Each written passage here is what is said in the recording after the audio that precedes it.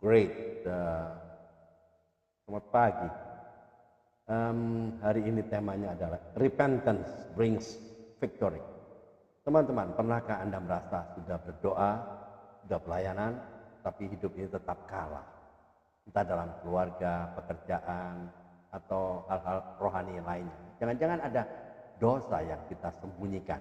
Welcome back in this Andre Sabet channel, my quality time with Jesus. Nah, teman-teman, kita mesti jago menyembunyikan dosa ya. Di depan orang kelihatannya rohani banget, tapi di kamar sendiri jatuh dalam dosa yang sama. Pertanyaannya, apakah kita sungguh-sungguh sudah bertobat? Ingat ya, nothing grows in the dark, but everything heals in the light. Tidak ada yang bertumbuh dalam kegelapan, tapi semuanya bisa dipulihkan saat dibawa ke dalam terang ya.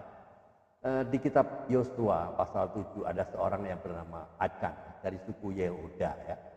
Setelah Israel mengalahkan Yeriko ya, Tuhan memerintahkan semua barang rampasan jangan diambil semua untuk Tuhan ya, tapi Akan melanggar. Dia ambil jubah yang indah, emas dan perak, lalu disembunyikan di kemahnya ya. Sekilas kelihatannya sepele, ya toh. Tapi akibatnya apa? Akibatnya kekalahan ini mereka akhirnya berperang ya. Tapi akhirnya apa? Kalah, ya toh. Padahal jumlah musuh itu lebih kecil, ya. Kekalahan ini bukan karena strategi militer yang lemah, tapi karena ada dosa yang tersembunyi, ya, di tengah umat Tuhan ya. Nah, seperti sebuah perusahaan yang hampir bangkrut. Ya, hanya karena satu karyawan di bagian keuangan ambil uang sedikit demi sedikit ya. Memang kecil ya, tapi ya akibatnya lama-lama bisa merusak semuanya ya. Nah, sama dengan siswa yang mencontek ya, atau seperti satu kelas yang dihukum oleh gurunya gara-gara satu murid ketahuan mencontek. Yang salah satu orang, ya enggak? Tapi dampaknya semua ikut menanggung hukuman itu. Ya. Sama rumah yang kita tinggali bersama atau keluarga yang tinggal di rumah yang rapih ya. Tapi ada satu orang yang sembunyi-sembunyi taruh sampah busuk di bawah tempat tidur. Lama-lama apa? Baunya menyebar. Satu rumah jadi tidak nyaman, ya enggak? Begitu juga dengan Akan, dosa yang disembunyikan, ya toh.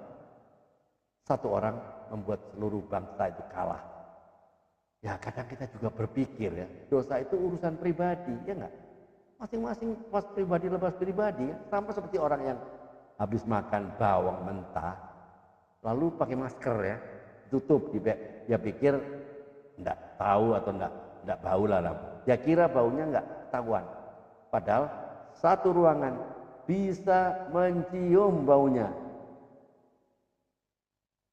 Begitu juga dengan dosa ya. Sekalipun kita coba tutup-tutup rapat, dampaknya tetap keluar dan terasa oleh orang lain. Jadi firman Tuhan berkata ya, jika kita mengaku dosa kita maka Ia setia dan adil ya. Sehingga Ia akan mengampuni segala dosa kita dan menyucikan kita dari segala kejahatan ya, 1 Yohanes 1 ayat 9. Dan setelah Israel bertobat, Tuhan berkata dalam Yosua 8 ayat 1, janganlah takut dan janganlah tawar hati, aku telah menyerahkan mereka ke tanganmu. Artinya setelah pertobatan sejati maka kemenangan kembali diberikan ya. Pesan moralnya apa? Pertobatan sejati itu membuka pintu kemenangan ya. Dosa pribadi itu berdampak kolektif. Jangan kira dosa kita tidak merugikan orang lain. Pertobatan bukan sekedar penyesalan, tapi perubahan arah. Seperti GPS ya.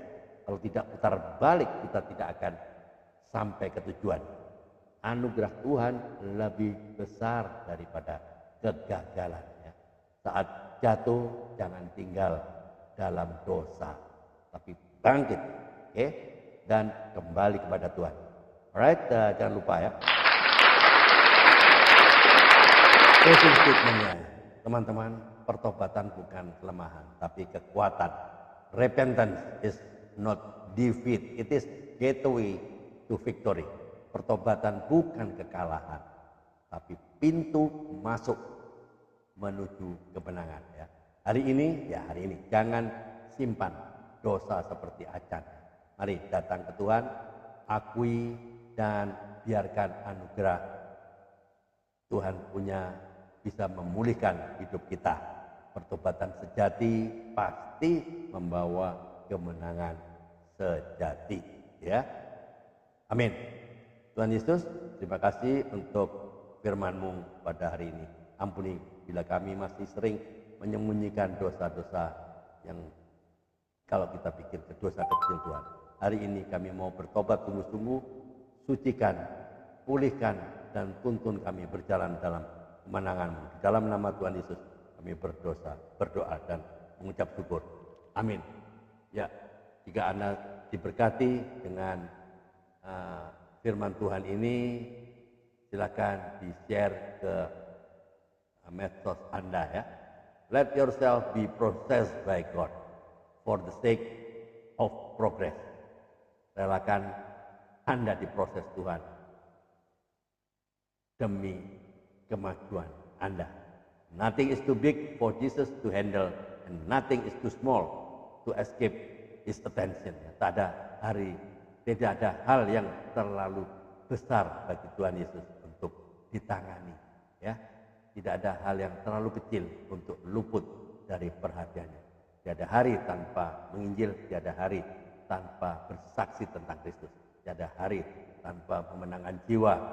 Tetap semangat, ayo mikir, Tuhan Yesus memberkati. Amin.